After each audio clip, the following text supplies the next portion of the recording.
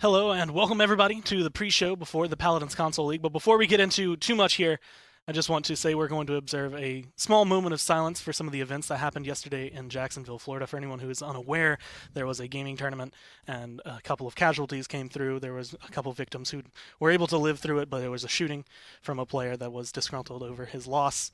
And for those affected, the families, we just want to take a small moment of silence before we move on.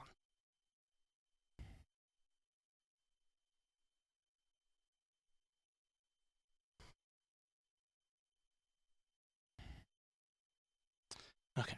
Well, yeah. Welcome. Rough note. It's rough note to start. Really rough way to start, but it is the first day of the fall split. I'd be remiss if this wasn't on every gamer, every esports caster's, every person who's involved in esports mind right now. It was a troubling time. Last night was having to wade through a lot of waters. I mean, personally, inside of myself, just how I felt about this, because it was very upsetting. Definitely was, man. You hate to see it, and I think I always now have an appreciation for kind of the security that we have to go through at HRX, and I'm glad that we've always had that, and we'll continue to have that. So anyone that's planning on coming, you don't have to worry about that at HRX. We've had it locked down since day one. Yeah. It was one of those few times, I know there's sometimes something happens, people will kind of trend away from like Twitter, wherever they're getting most of their news from. Yesterday, I think, was the first time where there were like hours where I was like, I cannot be connected. Yeah. Because it was like you said, it affects us mainly because it's a lot closer to home. It's not happened at events like this too much, so being able to have that happen just before we get started with the split is unfortunate. I think, too, and just the final point on that is that I found myself actually watching the clip. I don't know if any of you all did, and obviously it's a teen game, so I'm not going to suggest to go do it. But if it is to your interest, for me, what happened was I was not able to disconnect the way that I am when I hear about these things happening across our country, across a place where we all love, we've grown up and cherish with people that we love in it. So for me, it was a wake-up call because it was real in that moment, and I could see how real it was, and it was so close to home. I think something needs to be done. I hope everyone believes that, and we move on with just more clarity, man, of where we need to go as a country. Yeah, and we'll just keep on moving as always. I'm Gormizer. This is Rain Day. That's Pretty Hair. Let's do it. And we are finally here. It's the first day of the fall split, and we're starting off with the console boys, and I think everyone's really excited because this is actually going to be the first taste that we really get of 1.4 competitively. Yeah, I'm excited, man. I mean, have you played a lot of 1.4? Yeah, I've been loving the support changes. I've been playing Festin a little bit. Punch It's Andro, wild. trying to make that work as well. It's a lot of fun, man. It's wild out there. Punch Andro has been like my nemesis the last few days, just Punch because it's just one of those things that you can't avoid it that well. I don't see the range as well on my end, so once he gets in my face, I'm done. Yeah, you got to assume it's that kind of like gonna hit Koga ya. Claws. Like, it's definitely, there's something there. I haven't found it yet, though. I don't know, but I think Punch Andro is definitely going to make a rise in terms of viability. I think that's one of the actual changes to that Defiance that's making it be used, which is cool. We've seen Andro have this only 3 out of 4 Dead abilities ability for his entire lifespan. And so this is actually, as annoying as some may find it to be because it's good, I'm glad. It finally puts Androxus into the conversation here again, for sure. That's the same thing I said when I was getting killed by it the first time I ever was like around it, and I was like pissed, and I was like, well, at least it's an ability now. He's here. At least he's got 4 abilities. I have proof. It works. One of the things for console, specifically looking, at the last land that we have, it's been so long, about a month now, but Grohk is someone that has always kind of come through, and there were a lot of changes for Grohk. How are you guys feeling about what has been added or taken away in some cases for his kit? Well, I know Nick is a big Grohk proponent. I'm going to go on the other side of saying that I am going to wait to be proven that Grohk is viable here in this meta. I have tried a lot, experimented with Spirit's Domain. I think Grohk loses some of the damage that he might have with that. The CC immunity on the totem obviously is a big part of how he's been in competitive. Yeah. So I think the ultimate for me, although a really fun change, a light change is going to bump him up. I don't know if it's going to bring him in right now. I think there's definitely a bigger conversation to be had about console Grohk than there is PC Grohk. Definitely. PC Grohk is non-existent. Console Grohk is being picked at land, right? Yeah. But it is because of, CC Immune Totem. And how he fits in will still be because of that CC Immune Totem. When they're picking him for those scenarios will still be having to pick CC Immune Totem. But there will be other scenarios. There will be new niches that you want to fill with your Grohk, whether it's because of the ultimate. I don't think so. I think it might be because of his new legendary, just being able to beam heal and maybe work him as a single healer. It's just one of those things similar to Khan. Once you have the CC immunity, like there's no reason to look at anything else. Everything past that is like, hard. yeah, it could be viable, but who cares? It's hard. You can stop Makoa hooks, which I think is kind of the big thing that we've always seen Grohk for. But also being able to deploy his healing totem now at 100 feet, I think is going to make it maybe potentially a little easier for the console boys. I heard from Cuss that actually was a little difficult for him because it doesn't start at your foot. You actually have to look really far down to get it to heal you where you are. And a lot of times it will clip on some angles. So again, yes, there's potential. I'm going to wait to see it first before I go saying, Grohk, you need to play him in high-level competitive. Yeah, it's hard. Definitely. Are there any changes from this last patch that you think are going to be shining a little bit better on console than what we normally would see or expect from PC? Well, a lot of it had to do, for me, the Grohk was always obviously the first one that I jumped to, and it's almost like, remember back when like Maldamba wasn't really a thing on console? These guys are amazing and they'll get there, right? But it's like, you have Amos's helping you check your enemies, but not your allies. So that's my biggest thing is like I'm wondering if it will be difficult. It will be hard to like switch on and off in your brain how you need to manipulate the controller to track an enemy versus how you need to manipulate the controller to track an ally. Yeah, and again, a lot of the champions that got touched were supports. I know Ying got a big buff. Ying is something that has, in our history of console, been something that players have favored. We talk about, Shu loving that Ying, and the idea of her getting an ability. We talked about the card Brittle that allows you to reduce that cooldown beyond the 50% cap. So you're having all the time. I mean, the Shatter, Life Exchange could make a difference. I'm on the fence, Nick, but I think actually I would reckon that Ying could have a little bit of an uprising here. Yeah, I think you have those guys like Shu that are going to be they're thirsty for it to work. They right? want it, right? You could Cuss too. Cuss played a lot of Ying back in the day. Gera played a lot of Ying back in the day. So I think you have those guys that have that stowed away that want it to work and will probably find a way to do so, just so they can say that they're the Ying guy, right? They're the one that's blowing everyone out of the water with this champion. Even Rock Monkey tried to play Ying. Roxian? Can you believe that? He said he was going to bring it back. I haven't seen it yet. We got a kit. We have this on tape. We have it on Twitter. Rock needs to bring Ying back at least one game. It's never going to be an easy game to do it, but he's got to find one time in this split to play Ying because he made the promise and he hasn't kept it. Moving away from the healers. All right. We've seen a lot of it. I'm still anxious for the Ying from Rock Monkey, but if it goes the same way the first time, I'm not really too excited for it. But we have seen changes specifically for console, Tyra and Victor. Those are two champions that have been all over the place, sometimes used, sometimes not. Do you think Burst Fire specifically is actually going to be picked up? Absolutely. Yeah. I think it's going to be his only legendary at this point. Yeah. I think Shrapnel will fall by the wayside in the same way that we've seen things like Precision fall by the wayside for Leon when Death and Taxes became the meta. I think Burst Mode at this point is just too much damage. It's too reliable. And I think that most players, especially in my games and especially what I've seen, have let Shrapnel go. I think this new firing mode gives Victor more range and more potency at the level that, at the distance he likes to play already. You're safer. Yeah. You get that little bit of extra burst as well, so it's a nice little touch-up. But as far as champions go, what really matters is people playing them. So with the way things have gone. I want to see that troll-ass shell spin legendary. Davy Jones Locker. I was trying to play that yesterday, and I was on Serpent Beach. I circled the point so many times. I didn't die, but I felt like I wasn't well, because all your cards still work. I mean, the person I didn't die, but I didn't do anything else. Didn't accomplish anything while you're doing it. You still get all your cards. Therefore, I have one. You still get your Springtide healing. You still get all that fun stuff. There's a little bit of an ICD, I think, with it, but you still get all that fun stuff alongside. And somebody's going to make it work. Somebody's going to try it. We know it's going to be a meme. We know it's going to be in a game one of a best of 5 where you feel confident about who you're facing. But I think at the end of the day, it is not going to take away from Leviathan for the same reason you mentioned. CC immunity is always going to trump all these other fun little, diversions that bring it in. But hopefully the health of the game, people just play it in casual and enjoy it. You mentioned in game 1, best of 5. I can give you game 1, best of 3 because Flashpoint's playing first. Legacy is the one who was 39-0 on Makoa a couple of lands ago. So at this point, they're up first. He's going to be playing. Yeah, let's see. I don't think he's going to run it, but we can keep our hopes up. I would love to see it. Yeah. I mean, do we have the schedule we could talk about a little bit? There's a lot of people making different changes with their teams and rosters. And you said we've got Flashpoint versus Cyclone up first.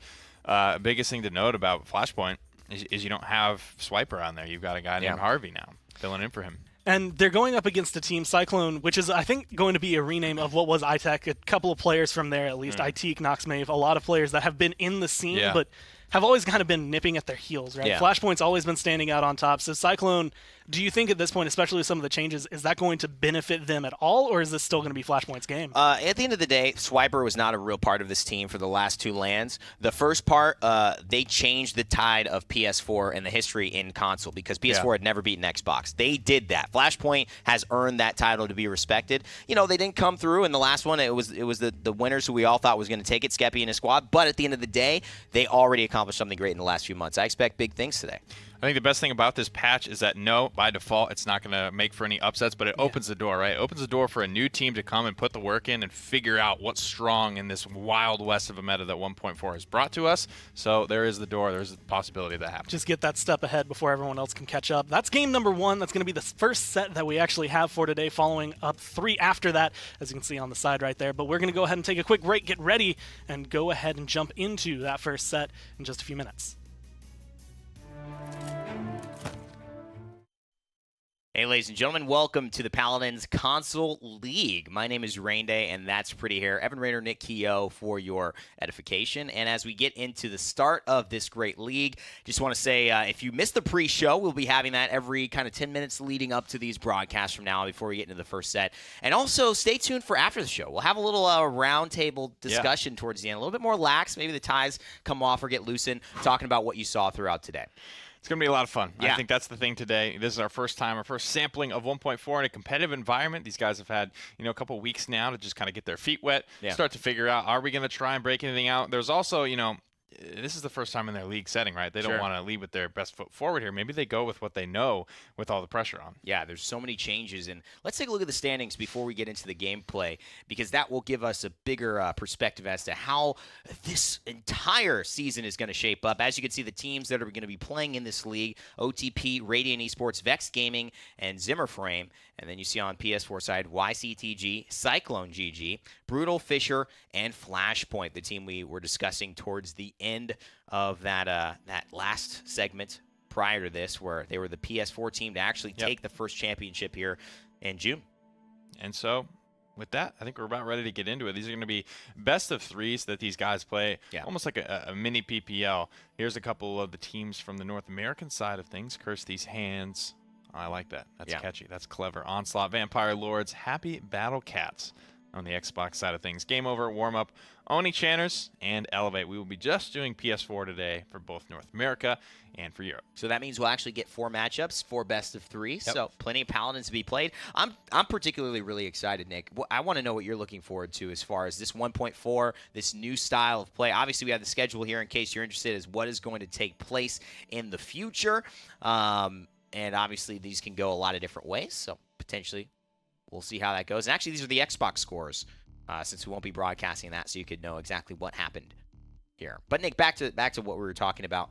What are you most kind of looking at for 1.4 here? I mean, it's a little bit front-loaded, right? It's mostly around the supports. That's where most of the changes, or most of the impactful changes, right? You got some little fun tune-ups here and there for Makoa and for Androxus and some other guys, but I think it's all around the support. So I think those are the players on these teams that are really going to be tested to see, what can we work with now? What can we sort of manipulate and change about our lineups? Because before, the support game has always been a little bit stale, right? Yeah. It's been like you have your 2 supports that get picked. If one of them gets banned, it's normally Genos, right? Then you get Maldamba filtering in or somebody else. Yeah, I wonder, too, if we're going to see that hunting party Tyra actually show up here with the 2 charges of that mark. Yeah. And also the ability for her to have that 25% damage that it's doing on the grenade. Not taking away from what Mercy Kill could do, but just having that kind of max health benefit targeting tanks. I wonder if that will help her in some of the maps where she does get bullied around, like Bright Marsh, or at least has the opportunity of being picked. We'll have to wait and see. Flashpoint, Cyclone, banning out Frog Isle and Bright Marsh. Map 1 will be Stone Keep. And when you look at stuff like hunting party or anything really that takes coordination, right? You go out there, you play it on your own. Maybe you have a couple friends in the game with you, but that's the type of legendary that's going to succeed in this environment. That's what it was hopefully built to do when you have all 5 players competing at an extremely high level and communicating and being on the same page, target swapping. All of that's required to make that work. Koga banned away. There's been a whole lot of hullabaloo about this man on the console scene. We didn't talk about him too much in the pre-show, but he is definitely the top feature in this new scene. what scares me is I know how good Koga is, but imagine a Luminary Genos on top of that. Imagine a coordinated firing line con. You have this damage amp potential that these pros are all playing with all the time, seeing what Koga can really do, and from a casual level, you just can't experience that unless you have a coordinated team member with you. I know you've had a lot to say about Torvald's recent changes as well. Played a little bit of it. I mean, it just seems hella strong. Indirect buffs to field study just because you get that duration at base of 3 seconds now. There's a lot to work with there. And is that part of why you think Koga is that much more of a menace? Yeah, I mean, talk about field study coming back into the meta, talking about the ability for Grohk to have range on his heels. You talk about Torvald Grohk, that is a horrible combination to go with. And then you add a support like Furia, which is just a bubble on top of a bubble. I mean, this is a very dangerous squad Flashpoint is drafted here. Prosper Logic looking good. I mean, I wouldn't be surprised if we see him on the Victor. Yeah. Leon comes through later and later in the game. This is the fun part about, the first time you get to see a patch. You see Torvald come through first. You see Koga banned out. Who's coming in? Because Koga's now one of these almost probably, I would guarantee, a perma-ban slot for today. Everyone has been up in arms about this character on console. They think he is just so strong. And that's a big difference, right? We had that conversation around Furia, but not like the bans to back it up. No. And that's why I think Koga will be a big fixture here. And it depends on how much they care about the Willow and how much they care about the Con. I mean, if you're going to leave those open, then they may not ban Koga to leave that open to be picked as well. But the Grover coming in towards the end, deep roots, we did not talk about that. But the impact that may have on a map like this, instant kills for the Zens, for the Leons, especially instant hooks for the Makoa. Guys, there were so many changes in 1.4. We couldn't possibly have fit them all in a 10-minute pre-show. So as they kind of come up and surface throughout the day, we're going to do our best to get you on the same page that we're on about how it's changed and how it's likely to impact the game. So we're now loading into our first game of this best of 3 between Flashpoint and Cyclone. Hopefully we'll get a chance to take a look at some of these legendaries. Oh, yeah. Talk them out. Which Builds. ones are new? Oh, baby. Oh, it's a lot to dig into today. I think, and Torvald, let's talk about that, because he typically does serve as kind of an anchor for a team style of play, and that's where Legacy is. It is the field study. What happened to that? And it's Shrapnel for Prosper Logic. Interesting. I wonder if he will switch that up, or if this is just something that he's found to be more effective on console. Efflorescence for Grover, but the Legacy with that Torvald pickup, he gets the extra duration, so it goes from 2 seconds to 3 seconds on the bubble, but he also gets the reduction in the cooldown, so it's from 9 seconds to 8, essentially a 2-point switch of how long and how often those bubbles are on players that you're fighting against. It just made field study that much better because Thanks Grandpa is becoming like redundant at this point. Yeah. So sticking with the Shrapnel here, I think that might be more of a map thing here versus Burst Fire. It's going to be great on those longer line of sight maps because that's really, that's what it does. It gives you a longer effective range. Beautiful silence there. It's one of the best things that you can do against a Xin, and maybe that's part of why Xin has been such a big impact, right? You have this natural counter in Torvald that just hasn't been played. He hasn't been a factor. He hasn't been in the mix for so long, but now he's back. I wonder what happens to Xin. I think, it's kind of damned if you do, damned if you don't. Picking Xin with Torvald, that's woof. But I can almost say that about any champion. Yeah, you're absolutely right. And the biggest thing that I unfortunately have to give to this conversation is to add my own personal experience from hell of playing against the Torvald Grohk multiple times. I ran against a couple of PGS pros who were actually playing this combination, and it just was so vital. I felt the experience as the bubbles were up forever. And I think when you have that type of damn thing close to worry about, we start to get into a Paladins that's very different. It's not really an outplay Paladins, right? There's only so much you can do before that's a math problem. You just can't win. Yeah. Drafting becomes that much more important, I think, when Torvald is involved in the mix of these metas. Yeah, and I mean, let's do some of the math. You said the base cooldown is down from 9 to 8 seconds. It's up for 3. That's already, you've got 5 seconds of downtime. That's not a lot of a window to try and deal with any champion in the lineup. I mean, and you're talking about he's reducing that 2 seconds with cards, for sure, especially with this build, maybe 2.5. So now you're at 2.5 seconds of downtime? And you're not even adding a Chronos in there as well. I mean, this is a very, very better go Wrecker thing. You better go Wrecker, but then they get healed. But then exactly, where's the Cauterize come in? You need a friend. and I think we start to look at that. We follow that train, Nick. It's interesting. We'll get back into the game in a second as we have some sound issues.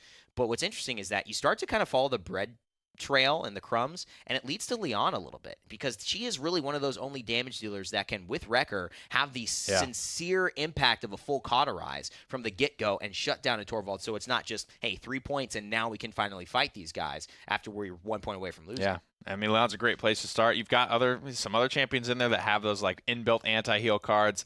But man, sometimes 75%, especially with how popular Rejuvenate is nowadays, canceling some of that 75% out, it just doesn't feel like enough. And it also feels like, you know, when you give up a Torvald, you give up a Furia. When you talk about the I believe it's the Light of Dawn, that card that gives the shield to the allies that she's healing.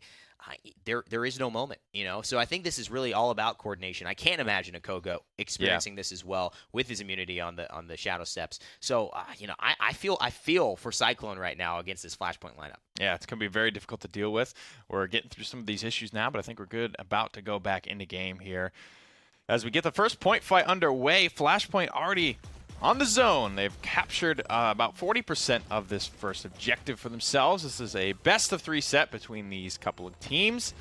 And right now, it looks like Flashpoint, the dominance will continue. And I mean, the Inara and the Torvald, too. You're talking about just the tankiness of this front line and the compatibility between these two styles of defensive natures. What a stun there. Beautiful stuff from Storm Avatar. Sets up Prosper Logic to finish one off. Itik will find Harvey, though, and the Rain will take down Storm Avatar. So CycloneGG have created a little bit of a tempest on the point and taking control. Goodlad's got to find some effectiveness here. He's just kind of been running around, chipping away at people. Meanwhile, his team is just sort of falling apart around him. 93% on the objective for Flashpoint. But that's when you have that moment, right? Yeah. Where no one's looking at you, that's when you can be most effective, right? On any character that you're doing. That's when you have your free reign. So I would have liked to seen maybe one kill found there from Goodlad. 93%, and now both teams tied up on the objective. Noxmave getting forced back very low. The Rain finds a kill on the Prosper Logic, though. That is going to work out wonderfully for them. And Harvey going for the stun, and it looks like Centurio shell spins into it. I don't think he's got the Ancient Rage yet. He is close, but no cigar. The Rain finds two, though, in the process. That is just Harvey left alone. How much can he do by himself, Nick? The wall goes up. He's going to try and stall this one out. The seismic ward will go down as well. Overtime is still burning here. Only 400 HP to give. He gives all he had, and it's not enough. CycloneGG turned this one around despite being zoned out very early on. They are going to be the captors of the first payload of the PCL. I mean, and this is a tremendous story, but it's really the story of the Rain falling, and not in drops, in flames, as he has found so much success in the backline. A 7 streak after going down very early. Has not died since. Storm Avatar trying to poke out and at least hold down this corridor here. 2 minutes and 8 seconds left. Flashpoint on the defensive side. Well, let's look at some of the info we've got. What are my KDs? What are my damage numbers looking like after the first objective fight? Goodlad only 1-1 here. Where you look at Terrain, he just died, right? So he was 5-1 up until that point. It's about the effectiveness of finding those frags, and that's just something Buck was unable to do during that fight. Now, let me ask you a question about Prosper Logic's choice to go shrapnel. Do you feel that this is a composition he feels is just going to get more value out of it? I mean, they do have the Grover that is maybe encouraging the clump. Maybe he's finding that there's just going to be a better nature with this legendary set of verse mode. There's that, and you know, Stonekeep, the line of sights just aren't that long that he's going to be working with here, so I think he can feel like he can be on a comfortable side of his damage curve to where he doesn't really need that extra effectiveness. And that's really what Burst Fire gives you. It's just more effective range. And that is the truth as well. I mean, there's a lot of cubbies that you're looking at where people hide out in Stonekeep, angles that he's not going to be able to reach as a victory. He doesn't have that vertical mobility, but he does have the ability to hit from behind. Beautiful grenade there in the Rain, although he is running. I'm not sure he's going to get away. Prosper Logic says hello. A couple of bullets to the back, and the Rain goes down. Not looking to get too aggressive with this hold. Inara out here. She throws her ultimate. Unable to hear that one, but it still came through. She's just at 6% charge. She's really trying to separate this Terminus. They even get the Furia ult coming out here. Furia will die for that, but it is her last breath that is going to fuel this team fight, fuel the continued hold here from Flashpoint. Goodlad picks up a nice double kill, looking for maybe his third. Will he chase this one out? Gets his Torvald bubble, and that just gives you that margin for error to do something like that, make that play, go for that dive. Yeah, and itemization is going to be crucial here. I mean, the defense looks strong for right now, but where will it end up? Another Pyre strike off the mark from Storm Avatar. Prosper Logic still staying up top. Goodlad gets jumped on by the Terminus. Nightique will fall. 15 seconds left. Goodlad just approaching with caution. Good damage on the Noxmave, and that's the Zen just to get up top. Prosper Logic might get some help here from the Bucknick, and I think this will at least help to finish off the Rain. He's going to get the rotation for sure, but that did kind of spark the zone. It did kind of spark the amount of pressure that Cyclone finally needed to get this offense underway, but they're going to have to do it all in overtime. Yeah, and that is going to be an issue as well. how much do you want to sacrifice? I think if you're Cyclone, if you get an ultimate out of this from Flashpoint, you're looking good for the next point fight. Don't use the Terminus Reanimate. Silence not available to cancel the damage, but they're not worried about it. Killing spree there. The Legacy holding it down. Grandpa Torvald staying busy with it. So that defense kind of looked like a defense that, like, a comeback mechanic fueled some team that didn't have any business capturing the point, capturing that point. It did. But Cyclone, they didn't have any comeback mechanic. They just fought well. What I really think that was, and why that was kind of a lackluster offense, because Flashpoint might end up being the better team today. What they lacked in that first fight, though, was just pressure from this Buck and that synergy with that Torvald there. There was that moment of just like, all right, Cyclone are fighting, and I'm just trying to look for effective damage here. I'm hitting for like 350s. I think as long as Goodlad gets in there and does his job effectively this time around, Flashpoint should be able to do what they did in the first half of that fight, which was absolutely dominate, and then it shoved them back into spawn. Prosper Logic here running with Predator. Great card for Victor and for Kinesas and things that require this line of sight aim to be effective. He's got the reveal for 4 seconds once he hits you, so that information is going to give him not only offensive capabilities, but also defensive. This is exactly when he would have wanted a grenade, but he's going to the barrage, and he's going to force the whirlwind from Grover. It's not enough to find a kill. Centurion still fighting, but he sees the shrapnel, and oh boy, those pieces take down Don Canolo. Beautiful stuff there, and now he's just free-firing into this Makoa, but the Ancient Rage just popped. That's why he was getting so aggressive. And he had to completely give up the gatehouse, running all the way back to spawn. It sounds like reset has been called for, judging by how Prosper Logic is moving. The problem here, Nick, is that they've gotten 0 on the objective. Wow. Ultimates used from Cyclone, that's for sure, but no reanimate. That's the one that they want to hold on to. 90%, 93. Igodlad's got to jump down, or the Legacy has to, but Torvald is getting jumped on by the Turtle. So Makoa finishes it off, and Igodlad now just a helpless attempt at Sonara, but all the troops have fallen down by her side. And look at this, Makoa is just not even concerned with Inara at this point. He's already turned to zone away. But Evan, did they count their chickens before they hatched? This was incredible. I mean, if she has the wall, this won't work. She's going to go behind the tree. She's going to stay alive, and now as long as he's there, he's going to still capture 4 members on Flashpoint in sight, but none of them on the point. That's Cyclone taking the lead again.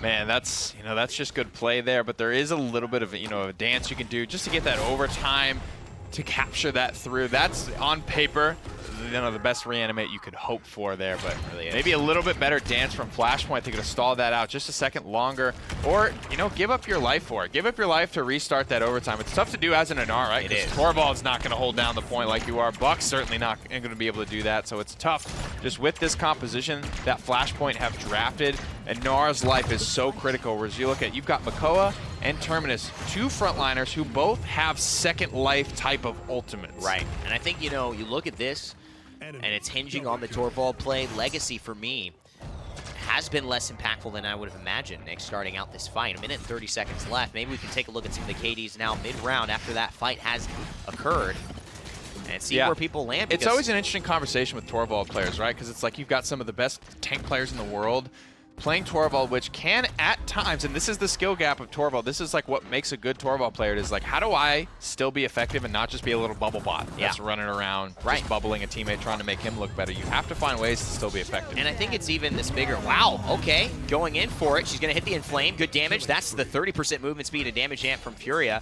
So Storm Avatar gives his team a little bit of a boon, and they're definitely going to hold here. And again, nearly no progress has been made on this push, so they've got all the right tools.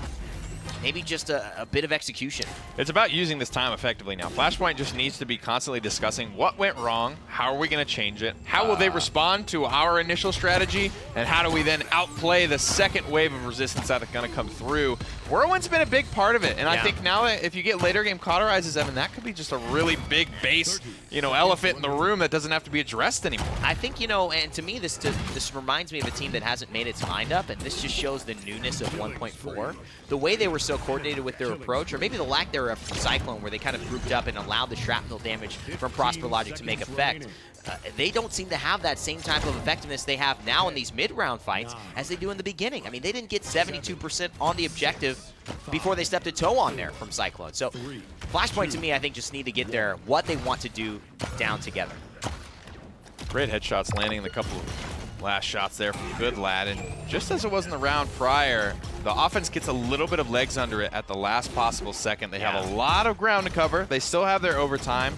I don't think they're going to be super excited and wanting to pop ultimates for this by any means. Right. And there's the hook. I mean, Legacy is in trouble. He needs a heal, and he's going to go down. This is not good.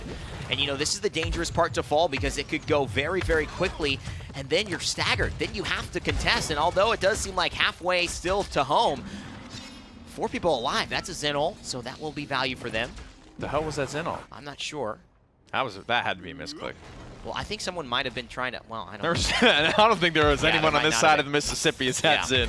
I don't know. Misclick there. That's it all. It's going to be down. It just is what it is at this point. Overtime still burning through. They're at the critical choke, though. This is the do or die for Cyclone. Wow. Hyper Beam gets dropped because that overtime's already been going for about a minute. It ends almost instantaneously as soon as the contest gets pushed off. I think that shows you where they're at, though. To me, I mean, that's an ult that means that we're worried if you start moving forward. I don't mind that, though, because on the point, it's one of those maps where on the point, Hyper Beam is just kind of doo-doo, in my opinion. It doesn't really accomplish much. Sure. I'd love to take a look at the items here. We haven't seen them for most of the game, so to just see what people are buying would be fantastic. In 15 seconds. Victor's still leading damage out. You got to be a little bit impressed, I think, with Inara's damage. She's remained in that sort of number 3 spot, but look at this. Grover absolutely obliterating Furia on the healing charts by a factor of about 2. Oh my goodness, that is not something that you expect to see. And a lot of Havens being invested into here, man. So is that just the impact of Leon, Death and Taxes? I mean, shutting down this Furia? I'm not sure. I mean, at this point, you look at so much of this itemization being kind of similar on both sides. As there are Haven threats, direct damage is what Haven mitigates versus mostly blast shields. There is one picked up, though, so that is interesting. IT will fall. It's a really good push. Don Canolo forces the Enlightenment, and he thinks the pressure is going to be there, but My Good Lad backs off just in time, and Don Canolo falls down. This is the Flashpoint that we saw in round 1. Yeah. Still holding on to the Whirlwind, to the Ancient Rage. To the Reanimate, which is a lot of just resets in combat. If you can get the effective healing off at this stage of the game with the Whirlwind. Makoa starting to creep up. The grenade misses. Most of the bullets miss as well. Makoa just gets the touch there. He just wants this overtime to get started. And I think, you know what? The fact they don't pick up any kills, okay, they do. They find the Terminus, and they have the Ancient Rage going at the same time, but Centurio's almost been melted, and this could be it. And that's going to do it. It's the Whirlwind. It's not enough to save him. And now the Rain guesses wrong. Not an easy thing to do. I've tried it myself. Zen ults on console can be a mess, and the Rain has not hit many of them today. The counter does go through 122 health. That's going to do it. Still 66% counting, and Storm Avatar goes down to the double. Uh-oh, but Torvald versus Zin. It's not an easy matchup for the Zin to win. Boy. He's doing a good job, and Legacy just isn't looking at him anymore. He's more concerned with the point. He's more concerned about getting these bubbles attached to Good Lad, so hopefully he can bring this one back. But it looks like for a 3rd round in a row, it might be Cyclone eking this one out. But he needs to get IT here. They're putting everything into Good Lad, and Good Lad has not been able to get the job done. He has played this patient game, a huge headshot, and that's probably going to be enough. The Rain, he will fall sooner than later, and that's going to be it. The spray to seal his fate, and Flashpoint will take point number 3 in this game and move on with a chance to win. How many times have we seen it, though, where Cyclone is not able to adjust? They haven't had to be on defense all game long, so they just don't know what to do with themselves at this point. Granted, they've seen Flashpoint, how they conduct themselves on the defense, so maybe they can take a page out of their books, but Flashpoint, if history tells us anything, there's a trend where they will just convert this and they will end the game here and now. I mean, I'll tell you what, though. Great use of just pressure from Prosper Logic. He's holding down this corridor, so they don't feel comfortable running in and taking that fire, and the Legacy makes it out as a result of that. This is what Flashpoint does. That makes them such a good unit, especially at LAN, why they overperform at times from what people are expecting. They're such good teammates. They have such good communication. They feed off of each other's momentum, but they're going to have to back off now because there's nothing to feed off except CycloneGG finding a nice meal here in Harvey as he goes down. This is really good for Cyclone. They just get that slow sort of grinding win over Flashpoint here. Harvey goes down. 6 seconds later, Torvald goes down. You know, it's that victory, but they burn, you know, almost a minute off the clock for it. And that's what you really need to slow this one down. Don't let Flashpoint get too ahead of themselves here and roll over you before you have a chance to even put up a fight. And Terminus just absolutely annihilating Inara's Warder's field there. She is opting for something else, but here's the Inflame, and here's the problem. I don't think he's going to make it. 90%. Somehow they've left him alive, and they just look at him as an afterthought. They realize that this game is theirs for the taking, and they're going to try and pressure onto Centurio. He's going to fall as well. Cyclone F3 ultimates and 3 team members alive right now. The Whirlwind the Spite and the Enlightenment, but one gets pushed away. Beautiful stuff. Zin goes off the board, and now it's Nox Maeve who has to go back to base. Getting so much healing. The damage reduction popped as well. Harvey can't really decide if he wants to go up or wants to go down. Drops the wall, trying to zone out as best he can. This could be big. It's going to land on a 3, but a Grover Whirlwind will prevent any deaths. And that's beautiful determination from the Makoa not to get taken down, and it's a Whirlwind as a last resort to stay alive. The rain falls on the Storm Avatar this time, and it does look like a double kill will be enough. ProsperLogic maybe just there to escape with his life, but it does seem that CycloneGG, at least for the next few seconds, have stabilized this fight.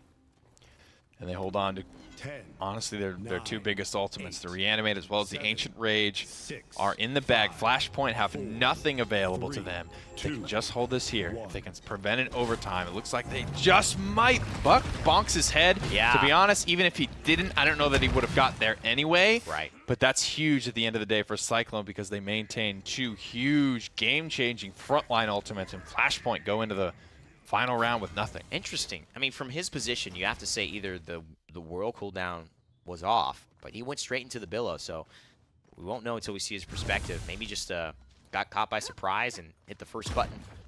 It's not easy when you get caught like that to immediately react. 21-7, 12-6. They've been owning the combat, the fighting, the killing all game long. Flashpoint have, but it's just this front line, man. They just this Terminus Makoa. They have two big beefy point. You know, Makoa is sort of a point frontliner, not. He can be with his Ancient Rage. He can reset. He can whatever he be wants. there for a long time. He can be there longer than Torvald can. Is I guess the moral of the story. And I think just that margin for error, the Grover Whirlwinds on top of it all. That's why Cyclone are still in this game.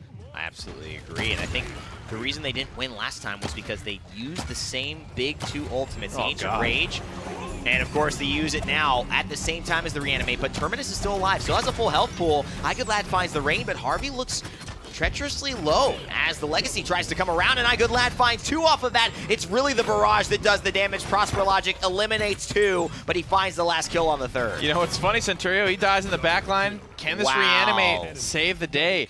At the end of the day, it's funny. It's just 2 headshots from Buck. Yeah. Force that Ancient Rage out in a very, mediocre situation there. He just lives. That's all Makoa accomplished with that ult. He didn't, turn a tide. He didn't kill anyone with it. At the end of the day, that's massive value for GoodLad with just a couple of shots. And I mean, still, it's not over. I mean, they've got everyone approaching. If iGoodLad loses this fight, it is going to be very, very tough for Flashpoint to hold. They've got the tools, though, and ProsperLogic finds it onto Nox Maeve. Doncanolo still battling out, but gets slowed, and Prosper gets that one as well. They're going to be counting on this Reanimate, but it may be just a day late and a dollar short, Nick. It's the disconnect. Grover's not with the frontliners. The frontliners are by themselves. No pressure on ProsperLogic here. Things are just working out for Flashpoint. They have pressure where they need to be. The Whirlwind's going to do its best. The Counter Fury ultimate. Everyone's inflamed. More movement speed. More damage for all. Oh my goodness. Oh. And it's a Flashpoint victory. You get some damage. You get some damage. You get some damage. Fury is really good at giving people damage. She's good at giving heals, giving shields, giving a lot of things. Name a mechanic. She's got it. She's got it. And she'll give it. Incredible stuff there from Flashpoint. They lock it down. Just figuring that one out. I think that's what that was really a matter of, right? Talking it out, trying one thing, it doesn't work. And then again, you got to give a lot of credit to GoodLad forcing out an Ancient Rage. We saw what that Ancient Rage had done in rounds prior, and the fact that it just really accomplished nothing other than extending the life of the Makoa player. Yeah, it's going to be a difficult, I think, second game for them because they did very well. They had moments that worked, but I think when you point out as to what was the thing that let them down, it might have just been execution. I mean, the team composition did work. It had its moments. The execution, it seemed like maybe a little too heavy for them, or maybe off kilter as to what they were used to practice. You get to see the weakness of Grover there a little bit at the end too, right? You've got this Leon who's just receiving enough pressure to want this Grover to fall back, and at the end of the day, you also have, we never saw much of it, but ProsperLogic up on this balcony for basically the entire fight there. Terrain, he had to shut this down earlier. Yeah, and it's a triple kill for him. And I think that's the big difference. You look at him having 3 huge contributions. And you look at Doncanolo, who is really what they're counting on to apply that anti-heal and to be aggressive. He and iGoodLad are just squaring off in a corner. It's like, buddy, hey, everybody left the party already. You two, you got to go. You got to go. Yeah. And you get your friend, but it's a long journey to get them back into the car with you. I think at this point, Don Canola just maybe was too late for his team to have the impact they wanted. And like, even though Goodlad's not killing him, just keeping him, that's enough. You look at the healing charts and you say just keeping that fool at bay is enough for you to do. Yeah. Frog Isle map number 2, but it is map 1 of the Frog Isles we've gone to today. So I guess that is correct. Always technically correct. Come on, guys. This is the map where you might see burst fire. Yes, this is. But I don't know if we'll see Victor. That's the thing. What will happen with Don Canola's especially after that performance? Yeah, I mean, this is where you start to say maybe Leanne is given away, or maybe that you don't see, maybe see her banned instead because they don't want Prosper to get it, and it opens up a spot that Koga, is holding. I mean, the Willow could be a decent choice here too, Nick. I hope we get to see Koga just because You'd that new champion. Oh, hey. That new champion fun. It's going to be Jaguar, actually. I should have known that. Scratch all that. I should have known that. So no burst fire here. Because it was banned. I should have known that. Probably no. I don't know. Not a lot of people run Victor on a map like this, because the map just allows the Xin to walk up, or anyone, insert flanker here to walk up to Victor and say, "What's up, buddy?" Oh yeah, no, I don't think. I still have all my cooldowns. It's not that it won't work. It's not that it can. I think it's just a little risky. I think the Willow ban here for Cyclone is going with the priorities. Flashpoint going to ban the Koga. No one wants to let it through. I wonder if we'll even see him today, as he seems to be a top priority ban for these first 2 games. Drogo's Con were bans at game number 1. Xin appears to be too highly prioritized here, so 2 different bans. And on a map like this, the fact that Drogo's makes it through here is pretty impressive to me, right? If you're going to ban him at all, this is the type of map that you take him away on, right? This is his map. I think it maybe just goes either to Cyclone trusting in their Drogo's play, wanting to make sure they get it, because remember, Flashpoint was first pick, and maybe Flashpoint knew they didn't want it, and Cyclone would have prioritized it. So that's where we'll see the conversation unfold here. And no, it is. Moments of frustration as well. Again, maybe it's you ban Terminus. It's a whole conversation about this map. PC and console Terminus is in a lot of different places in a lot of different climates, but allowing other things to be let through, right? And I think Khan is that guy, right? Yeah. We don't. Why ban him away when we can probably get him? They're probably taking Drogos here. They're having all these conversations about, if you're letting this through, we're getting this one. Right. And they clearly like the Torvald. Now, the Torvald Khan, I mean, that's a pairing that is pretty deadly. I haven't seen that in action very often. Obviously, Khan giving that CC immunity. Torvald with the extra damage. Khan shout himself, bubble that guy and let him go to work. That's what I'm saying. Where are we at there? I mean, that's a lot of damage. In terms of damage, we're Khan looking at 50%. I mean, this is a huge That's aspect. a lot. And the bigger thing, too, is Khan only applying to weapons, right? But Torvald applies to abilities, too. Yeah. It applies to everything. So that's just a very dangerous person for about 3-4 seconds. At least 3 now, because the duration has been increasing. Khan lasts for 4. And the first Grohk of the day, also the first Vivian and Fernando to be played here, as Flashpoint and Cyclone finish off their drafts with one more. Oh, man.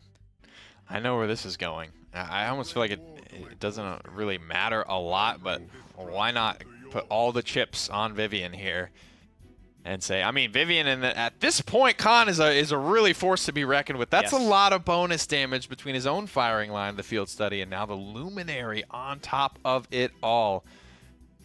I can't wait to see where this Grohk goes, right? Do we go for more CC immunity? What's he going to be rocking with? I would be, because you have the CC immunity for Khan, for me, I would probably look to say that Flashpoint are opting for something else. And there's not that much CC on that Cyclone squad, right? You don't need more of it. Maybe Spirit's Domain? I'm not sure. And besides what they're going to go for, who do you think is going to win? These 2 drafts really competitive, so Mixer, will leave it up to you to decide. Go ahead and leave your answers, join in on the poll, and let us know who you think will take this game and come away the victors. Will we be seeing a Game 3, or Flashpoint take it in 2 as we head to Jaguar Falls, Nick? But yeah, Spirit's Domain, is that something that you think might show up here? It could. It definitely could. I think, with a composition like this, it's very all-in on the Vivian, and while it's fun to watch, it's going to be exciting. You're going to see a lot of big numbers on the screen. You're going to see a lot of fights where Flashpoint just absolutely steamroll Cyclone. If Cyclone find a way to just pick that Vivian, figure out a way to dismantle this, cut the legs out from under it, it's not going to be easy, but if they do, then this composition falls apart pretty hand over fist. And because her damage is so consistent, so heavy, so detrimental when it does hit you, Maelstrom could be something that we see. And it looks like Stormwar Avatar actually might be going that route. We do see the Combustible, Luminary, Field Study, Sapper rounds, and Maelstrom. This did get buffed from 0.3 seconds to 0.5 seconds which is why I thought. And, you know, it will be interesting to maybe go and take a look at what loadout he is running if we do have a chance during this game to see what Storm Avatar the Grohk has paired with this new Maelstrom buff. As far as his preferred build, we know his preferred skin. It's the Brimstone Grohk. Great skin. Great skin. You love to see it. Healing Rain. So that's just going to help his tank healing, right? That's what this composition kind of lacks with just the Genos and the Grohk, is the big bursty tank healing up front. But it's Nara. She's going to go to the objective. She's still going to be queen of the objective. Where's this Vivian, and how soon can it get a kill? And you know what we're seeing here? We're seeing also the big balance changes to Grohk's weapon is his Maelstrom staff, and this is just doing so much work here in the back. Nick, he misses that shock pulse as well, but the half-a-second reduction means it's back whenever he wants to. The totem's going to go down. Prosper Logic finds the first one, and you just saw it coming. Itik will fall. This is a Maelstrom Luminary Grohk? Dear God. Yeah. And there it is. Full wipe. That's the first, but it took so long, right?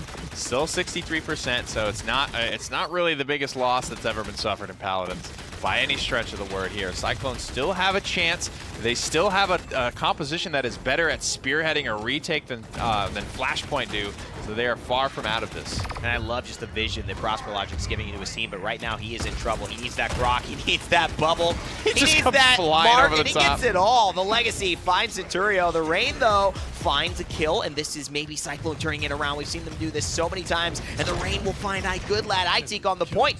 I don't know if anyone's going to get there. I think Cyclone have done it yet again, ladies and gentlemen. They've taken the first objective over Flashpoint. So I want to look at the damage charts here just to see where this Vivian is in regards to the rest of Flashpoint, right? Yeah. How all in is this composition?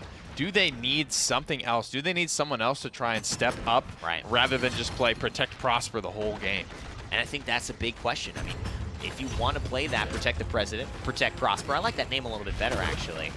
You're going to have an understanding of what happens when he goes down. Is he just the cornerstone, and you're fine with that? Good stuff from my good lad. Just going to throw Nara off, give her a nice frequent flyer mile trip onto the south beach of Jaguar Falls. Harvey connects a nice time and space. Is this Rain of Bullets, Khan? Storm of Bullets? Yes. It's got to be. It is. You know, this is actually, for me, I mean, a great selection. This just allows Khan to be so effective on his own. It's so fun. It is really fun. And you're right, you mentioned there's not a lot of CC on that composition, so what does he really have to worry about? I mean, it's a Pyre Strike and a Seismic Crash or a Warder's Field. Just more damage, more bonus damage. Oh, it's huge. I think that's, if he did pick up Firing Line, that's what it would have been for. He's not running any extra because, you know, Storm of Bullets gives you the extra 10 ammo, right? And you can go and pick up even more ammo cards to get yourself to 40. You can do a lot of fun stuff. With this build, it's very solo queue hero build.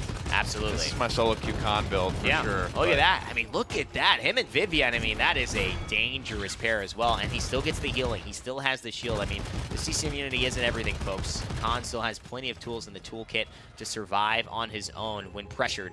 Prosper Logic taking the right route. And like I like to call Vivian, as far as the three champions, Vivian, Tyra, and Victor, who have these auto rifles, Vivian to me is the stealth assassin. She's the one who does the reconnaissance. She has this sentinel that she plays around, just gives her vision and allows the entire team to benefit from it. 26 seconds on the clock. Very reminiscent of game number 1 here. Flashpoint lose the objective.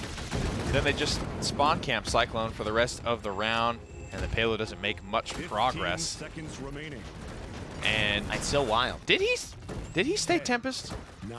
I believe so. Okay, that must have been he threw the totem down at the same time he got Torvald bubbled, and I'm like, oh, maybe he did swap to Spirit's Domain there. But down the hallway, Sapper rounds chewing their way through Fernando's shield, and goodness, less than half a clip before that's destroyed, and that's a big shield right at base. Fernando's one of the healthiest shields in the game, so that just goes ahead and shows you the power of that legendary from Vivian. Yeah, just a great showcase of what you can do with the Khan travel service. Want to go to the beach? Want to get some great views on your way? Be gone, respectable stone lady. And talk to Khan. That was our forced advertiser break, unfortunately. We have to do that. Point spawning in It's like it's a mixer 15 thing. seconds. I don't know.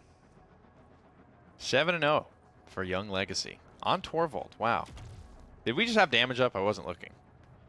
I wanted to check the damage charts there. And 4, And in, 3, He's kill stealing. And at times, he's with kill 15k At times, damage? though, the amount the shielding actually does really come into play to see the impact that he has had. And although Fernando might get the best amount of that because his shield's getting instantly destroyed, the pervasiveness of those 4-ball bubbles is going to be so impactful. And at this point, IT can do nothing about it. There's no movement skill. The only thing she might have been able to do is with the seismic crash, immediately use it and stay on, reverse the stun. We've seen it happen before. Uh-oh. And this is a problem for the Rain. Khan's getting up in his face here. Yeah. The reload. Whoa. See, poor Drogos had to reload. And that provided all the time that Good Lad needed. Now he can really almost just play flank Khan. He throws the shield the last possible second. But this Leon is completely and totally focused on him rather than the objective. Yeah, and that's the question. They've had these Don Canola Leons, and they have been focused on targets that are beyond Not again. some of the bigger side. And oh boy, the Legacy. I mean, getting in on that 2-for-1 deal. Leonard didn't know she purchased 2 tickets, but they're like, oh, you got the value bundle. And they send her off, not twice, but 3 times. To her chagrin, is 60% now moving forward for Flashpoint. And the Rain gonna get taken down by the Legacy again. Man. Because, you know, there's just no control on the objective. There's no need for the Flashpoint frontliners to be there. So they're out causing havoc in the backline, out bullying Terrain this whole time. And again, maintaining control of the rest of the map. With ultimates, you see how much different of a fight that was from Flashpoint. Round 1, they didn't have overpower, they didn't have hyper beam, they didn't have all of these remove Inara parts of the equation that they so desperately needed. Overtime here taking away, and Nick, it's just going to be the same thing over and over again. They've got to find a way to answer for these overpowers, for this solo kind of flank Khan.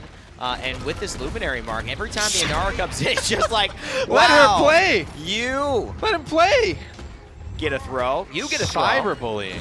Absolutely. This is something that we need to report. Make sure you report him after this game, IT, because, oh boy, Good Lad is having himself a good game. That's for sure. Prosper Logic, when no one's paying attention to him, finds the kill, and Nox Mabel shut down the Legacy. Wow. The shred coming through from this Vivian, this Khan, is simply insane. Centurio bails himself out, but it's going to cost him an Immortal. Eating the Pyre Strike over the top of the Good Lad. He's more than happy to retreat on his laurels. 12 streak, 17 streak, 14 streak. Oh, no. Just a couple of the numbers currently burning up for Flashpoint. And the Rain just can't find a target. I mean, it's a plane that can't land, unfortunately, and with all the frequent flyer services that we're seeing Good Lad give to the squad, Yikers. this has got to be a hard one to stomach. He's going to go down. IT's going to fall yet again, crumbling in despair.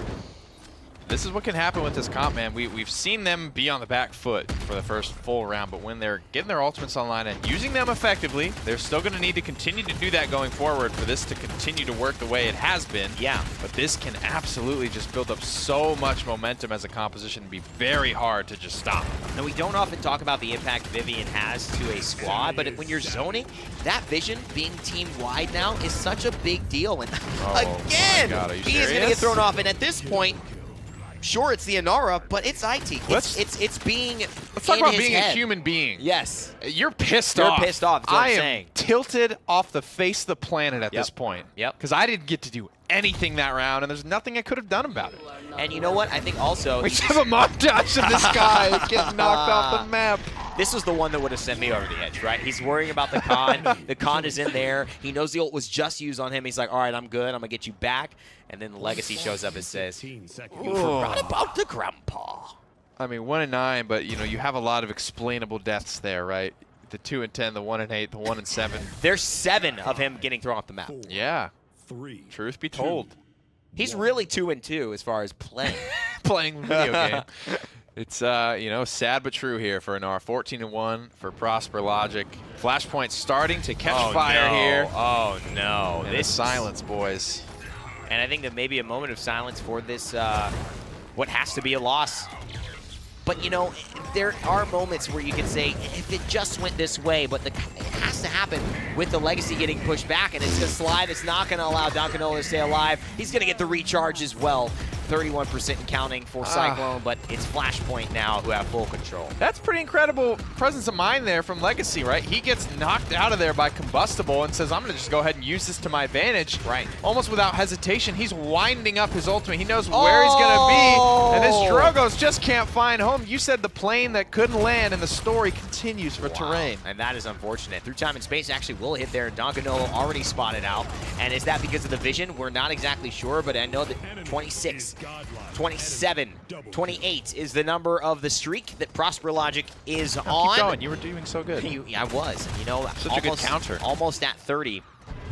You know, they gave me a star for that in class when I was younger. Gold star. Yeah, still have it in my room. That's not weird, right? No. Good. Hard-earned, well-deserved. Just like his victory that is quickly approaching for Flashpoint, the overtime expiring, dwindling. Lots of good adjectives to be used for, but at the end of the day, it's Vivian. Close to a 30 streak, and that's just the Flashpoint way, right? You got Legacy pushing 39, 40 streaks with his Makoa. Yeah.